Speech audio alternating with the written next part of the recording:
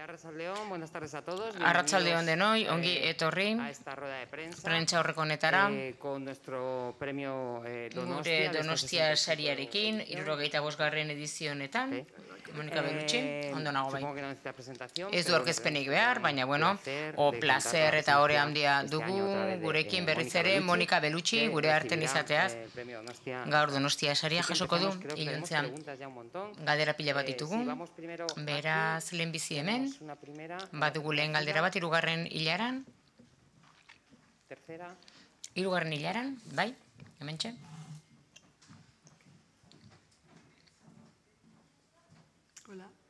Kaixo? Mikrofonoa, mesedez, ez du funtzionatzen. Mikrofono funtziona. Mikrofonoak ez du funtzionatzen.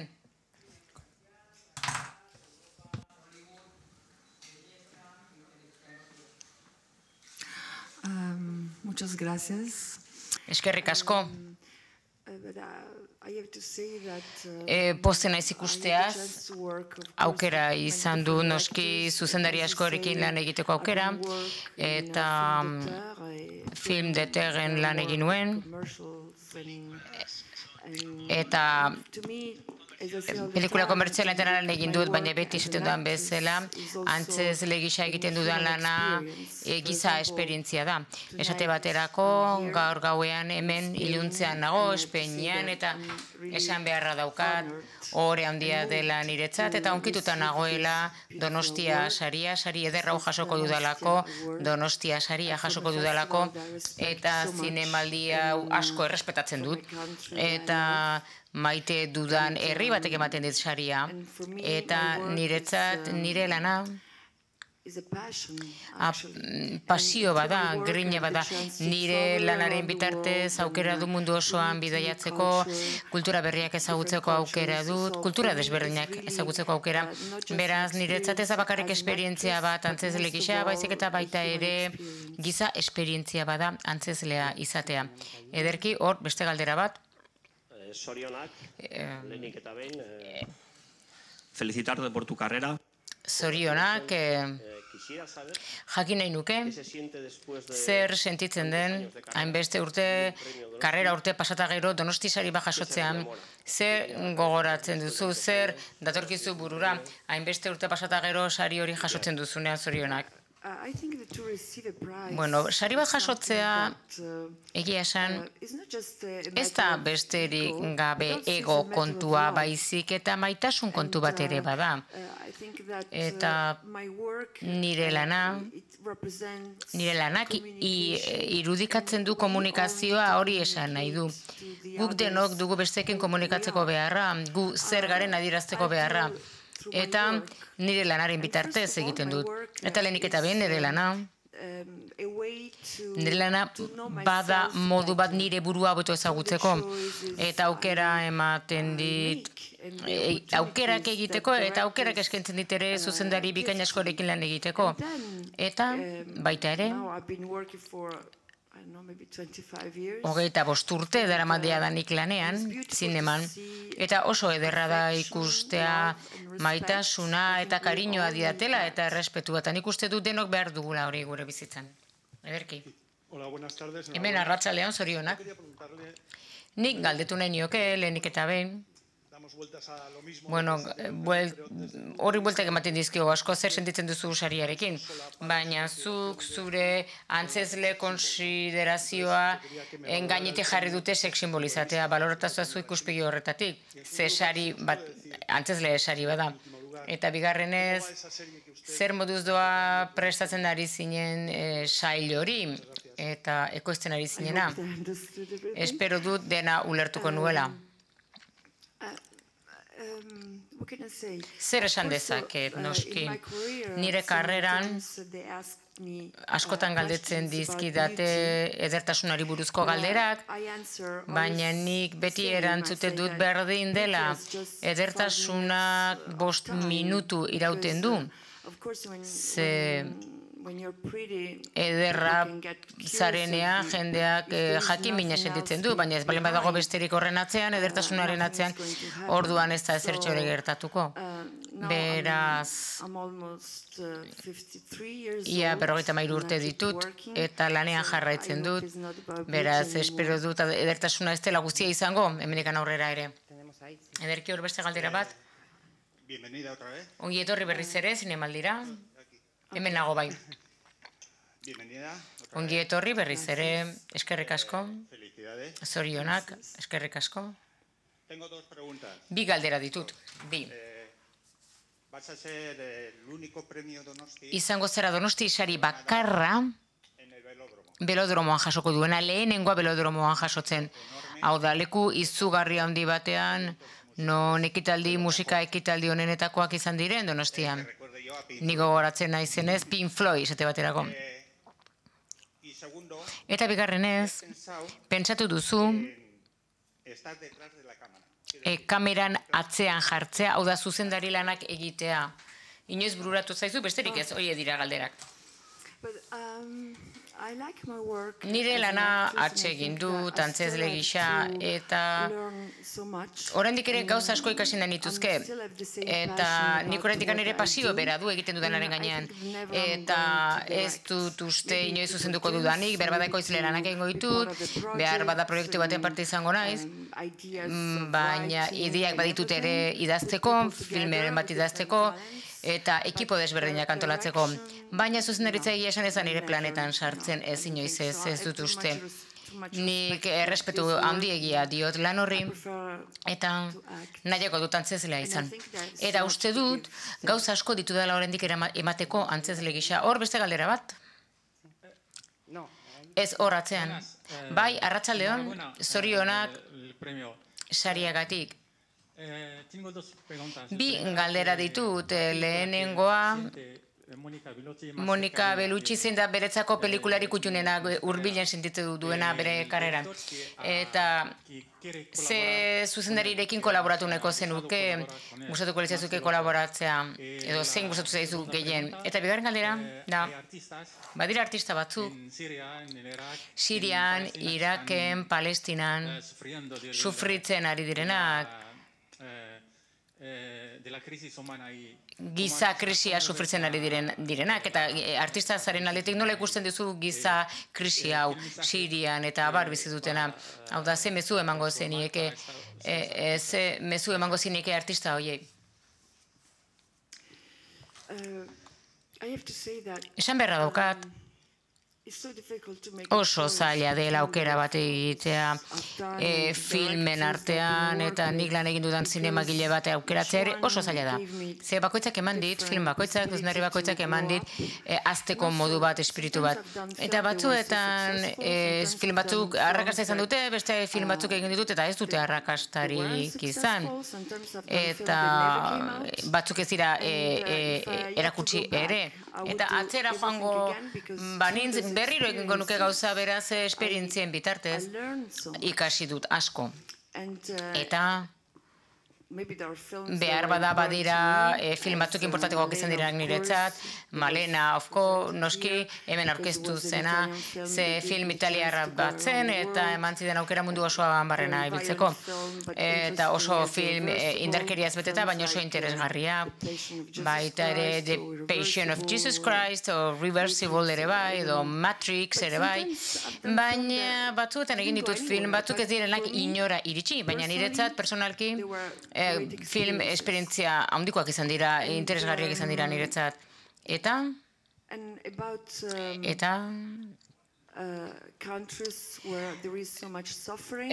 sufritzen nahi diren herrialdei dagokienez esan dezaket artea oso importantea dela, ze artearen bitartez adierazi ditzakegu gure buruak. Eta esate baterako, Italian, Bigarren mundu gerra bitartean, aldirik okerrenetako bat bizi izan zen herrialde horretan, bai politikoki, eta baina sormena ikaragarria izan zen, han egon ziren sormelana garai hartan, ze artearen bitartez, guk adieraz dezakegu barruan sentitzen dugun oinatzea mina. Eta naiz eta politika zaila izan eta gogorra izan, arteak irudikatzen du askatasuna. Eta gaur egun, politikoki den askatasuna zalantzen dagoen herrialdeetan, edo askatasuna geldiera zen aditen lekutan, artea gailentzen da, ze artea da adierazpena nagusia bainena, baina inork ezin dezake artea geldiarazi. Kontxita? Bai, galdera bat zure emakume izaera edo baldintzagatik. Konturatzen alda, jabetzen alda Monika Bellucci, mesede bat egiten diezuela 50 urteko emakumea askoi, erakusten duzuelako ez garela ikusezinak? O ez direla ikusezinak, markatu? Ara, gauza asko, beti gauza bera esaten dut, baina egiazkoa da, hau da gauzak aldatzen ari dira. Eta emakumeak aldatzen ari dira, emakumeak asko ere errespetu gehiago dute gure buruan, gure amaren gandik desberdinak gara, gure amoren gandik desberdinak gara, gaur egungo emakumeak asko ere libreagoak sentitzen gara, eta guk asko ere ausardia gehiago dugu hitz egiteko orduan, eta esan nahi duguna edo behar duguna esateko. Beraz, aurretik borroka egin zuten emakume horien gandik ikasi dugu. Belaunaldi haietatik gatoz gu orain gaurko emakumeak. Beraz aldaketa hau benetan belaunaldi honetan gertatzen ari da. Eta emakumeak askoz ere gehiago errespetatzen dutenez bere burua, nik uste dut lan guztietan, zineman eta arlo askotan, hori ikusten da. Guk gure burua gehiago errespetatzen dugu, eta ordainetan gehiago errespetatzen gaituzte. Zineman hori asko ikusten dugu. Ze ikusten ditugu antzezle emakume bikainak, karrera bikainak izan dituztenak, eta hainbeste urte pasatu ondoren, Julianne Moore, Julie Dench, asko, antzezle emakumezko asko mundu osoan barrena. Eta hori benetan ederra da bai. Ederra da bilakaera hau ikustea emakumearengan. Han beste galdera bat. Bai, Monika, barkatu bi galdera. Lehena, hitz egingo duzu italianetik hemen itzuliko da nahiko nuke italiera entzun. Eta nola dago, zuk Sonia Gandiren papera interpretatzeko proiektua interesgarria izango litzateke. 2007an dirudienez zapuztu egin zen proiektu hori. Ulertu didazu, bai. Italiara hitz egiten badut, bai. Orduan italieraz erantzungo dizut. Sonia Gandhi oso proiektu polita da, oso ideia ederra da italieraz izketen ari naiz orain. Sonia Gandhi proiektu oso ona da ideia gisa, baina ez da nahikoa ideia izatea. Behar da proiektu on bat izan, gidoi on bat izan. Beraz, nik esaten dudanean proiektu bati da, ideia ona delako, baina baita ere atzean gidoion badagoelako, perfektua izan behar du paper horretarako. Behar bada proiektu bat, ondo idatzia barin badago, segurenez baietz esango dut. Kaixo, arratsaldeon. Nik galdetu nahi nizuke feminismoari buruz. Egia da, gaur egun agendan dagoen gai badela. Baina ez dakit ea gauzak lortzen diren edo ez. Amerika erantzezleak emakumezkoak oso irekiak dira. Eta talde bat sortu dute, kexatuz esan ez gutxiago kobratzen dutela, gizonezkoak baino. Zentzu horretan nola ikusten duzu Nola ikusten dituzu antzezle emakumezkoak Europan? Europar zineman ematen dut ez dagoela batasun hori emakumeen artean. Nik ere esango nuke batzuetan ez dela feminismoa zuzenean hitz egiten. Ezak nola ikusten duzun zu diruaren kontua. Ze ematen dut bai, respetua badagoela, baina dirua. Bueno, baina hau ez da bakarrik zineman gertatzen, nik uste dut hau arlo askotan gertatzen dela, ogibide askotan. Hau da, berdintasuna emakume eta gizonen artean, hori ez da gu gaur egun dugun zerbait. Gu borrokan ari gara hori lortzeko. Noski, gizartean emakumeak borroka egin behar dugu hainbeste gauzengatik, nik uste dut emakumeak presioa handipean gaudela denbora askoan, lan egiten dugu, aurrak zaindu behar ditugu, eta gauza asko egin behar ditugu, eta batzuetan gizartea ez dago, ez digu ematen, ez digu eskantzen oreka bat ikutzeko aukera, emakume batek ume bat ikutzen dutenean, 3 hilabete geroago lanera joan behar du. Eta hori egia esan oso gauza, violentoa da hori, zure aurra utzi behar izatea 3 hilabete besterik ez dituenean. Beraz horrek esan nahi du, legeak ez dituztela emakumeek egiten, hori argi dago. Bai, Monika zorionak, eta galdetzea baita ere, hemen hildo femenino bat hartu dugun, zu badukazu militantziarik emakumeak defenditzeko, feminizidioak edo gehiago ikustarazten dira, edo handitu egin dira. Beraz, zein da zure mezua tratu txarra jasatzen dituzten emakumei, eta zer esango zenieke, adibidez, azidoekin erasotzen dituztenak, edo eguneroko indarkeria sufritzen duten emakumei, zer esango zenieke? Ni antzezle ba naiz, ez naiz politikari bat, beraz, nik ekintza egiten dut nire bizitzaren bitartez, nire jarduaren bitartez. Nik nire bizitza osoan askatasunaren alde borroka egin dut, independente izateko borrokatu dut nire bizitza osoan. Eta nik uste dut gu emakume gisa, guk ikasi egin behar dugula nola izan independente, buru jabe, ekonomikoki, baina baita ere buru aldetik, mentalki. Eta iruditzen zait batzuetan askoz ere errazagoa dela independente izatea ekonomikoki, baina zailagoa dela independente izatea mentalki, gure buruaren barruan. Beraz, emakume asko naiz eta independente izan, bere lanean eta etxetik kanpo, baina botera handia izan dezakete, kontrola handia izan dezakete, baina etxera itzultzen direnean, emakume horiek ez daukaten inolako botererik etxe barruan. Eta denbora asko behar delako ateratzeko edo tradizio bat hausteko, edo tradizio batetik ateratzeko. Gu gatozen tradizio hori hausteko, edo gailentzeko. Hau da, emakumeak ikustea etxe barruan, nola jokatzen dute, aurrak zaintzen, baina ez dute eskubiderik hitz egiteko esate baterako. Beraz, hitz egiteko ausardia izatea, eta guk benetan pentsatzen duguna esatea, horretarako denbora asko behar da, ze lehen da bizi tradizioa gainditu behar dugu. Eta beldurra ere usatu egin behar dugu hitz egin ahal izateko. Eta beldur hori amarengandik, amonarengandik, berramonarengandik dator. Beraz, denbora asko behar da, baina, bueno, lortzen ari gara pixkanaka. Lortuko dugu. Galderak, hemen, bai? Kaixo, Monika? Hemen atzean. Jakin nahi nuke, ea esango didazun zen momentu zehatzetan konturatu zinen izar bat bihurtu zinela, ama.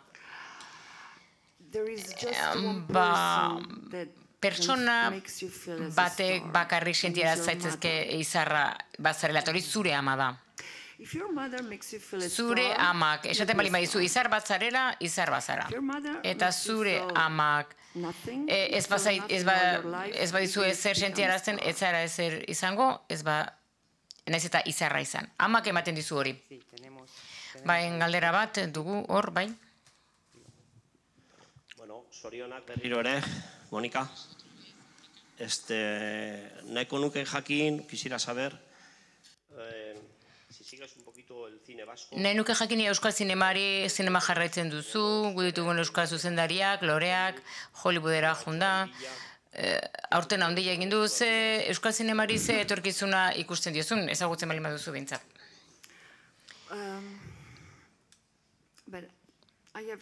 Bueno, esan beharra daukat, nik uste dut behar bada hemen arazo bera dagoela, Italian dugun arazo bera dagoela hemen. Hau da, talentu asko dagoela hemen, han bezala, antzezleak, zuzendariak, talentu handia dute, baina uste dut arazoa gehiago dela ekonomikoa, arazo ekonomikoa eta politikoa ere bai. Beraz, noski, ez balen badago dirurik filmak egiteko, lehen film bat egiteko orduan oso zaila da zuzendari berriak sortzea eta antzezle berriak sortzea, beraz arazoa ez da talentua, arazoa nik uste dut finantzarioa dela, dirua filmak finantzatzeko. Mikrofonoa, mesedez, mikrofonoa. Agnès Bardak lehenko gunean irakasakia bat emantzigun, azken film bat egin dula jendeari dirua eskatzen crowdfundingaren bitartez, hau da autofinantziatu, ze irutzen zaizu? Bai, baina esate baterako Frantzian desberdina da. Frantzian laguntza asko dute, bai laguntza politikoa, zinema egiteko, artearentzat oro har ere bai. Beraz ez bakarrik zinema gintzarako. Frantzian asko subentzionatzen dira, opera, antzerkia, eta 250 film egiten dituzte urtero. Italian esate baterako 100 besterik ez dira egiten. Eta hemen ez dakit, uste dut antzeko zailtasunak dituzuela. Beraz, bai, guk laguntza gehiago behar dugu, noski. Bai, hor, bai, barkatu. Hemen. Galdera izango litzateke, nik uste du proiektatu egingo dela Malena, nik oso oroitzapen polita dut, ze uste nuen ume bat nintzela, uste du Renato horren, personaje horren gogorapena dut. Ze oroitzen duzu film horretaz Malenaz?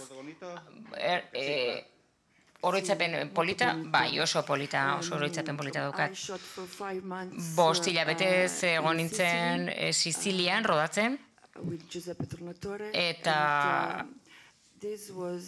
Malena filma oso importante izan zen, niretzat film hau italiarra, ze mundu osoan erakutsi zen, munduan barren ebili zen, eta aukera izan nuen horri esker Amerikan lan egiteko, eta beste herrialde batzuetan lan egiteko, eta bai, Malenari esker lortu nituen gauza asko, eta oso film romantikoa da, baina baita ere oso violentoa.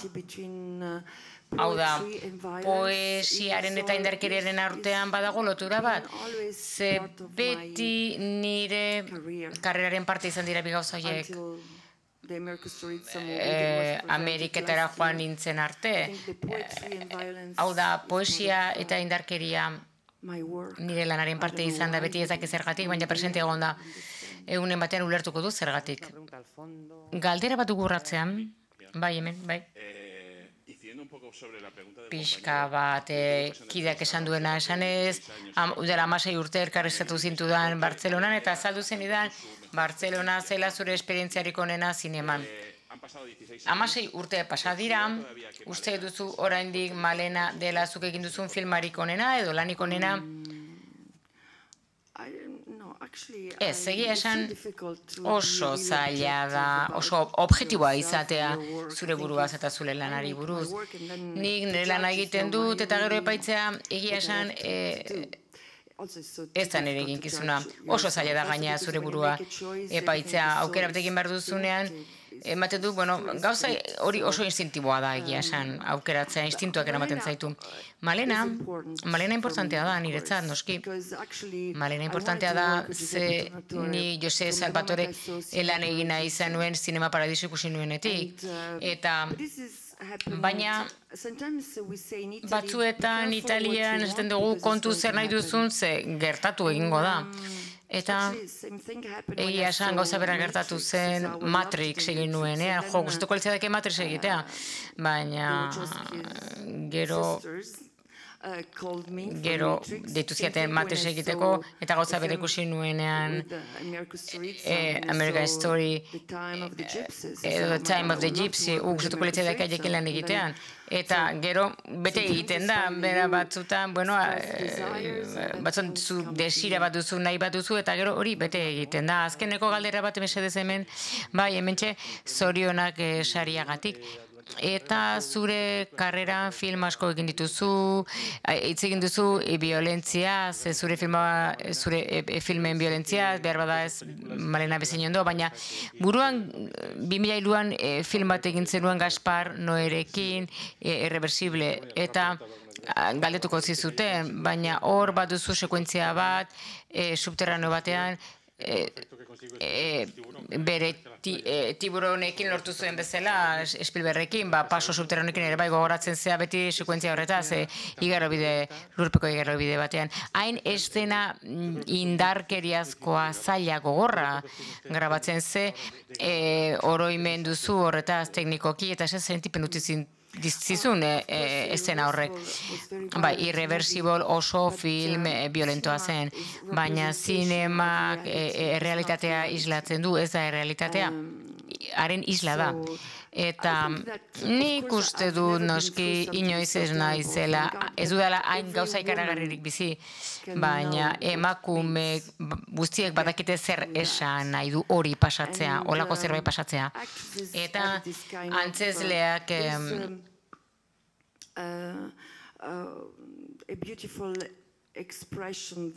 badago adierazpen oso ederra Beli Persek esan zuen egun batean, esan zuen. Antzezle emakumezko bakoitzaren barruan printzesa bat dago.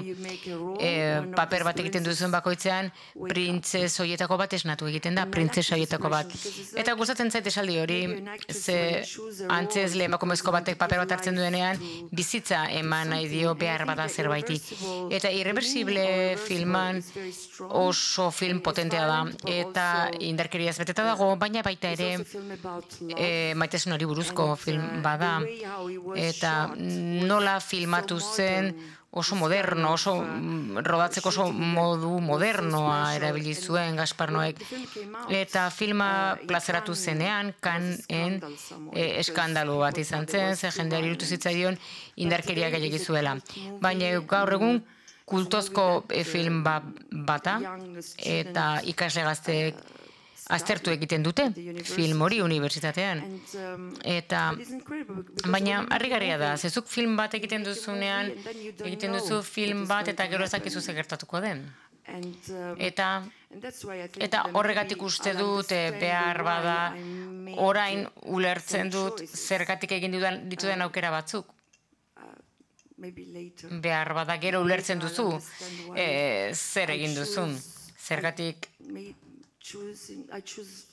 nik aukeratzen dut, proiektuak aukeratzen dut, batzutan oso gogorrak eta violentuak direnak. Ezakit, behar bada beste bizitzen batean azalduko nuke. Bueno, egia esan oso gustora gaude Monika Belutxirekin, baina agenda bat bete behar du eta sari bat jasoko du gaur gauean. Beraz, eskerrik asko eta suerte zure lanekin.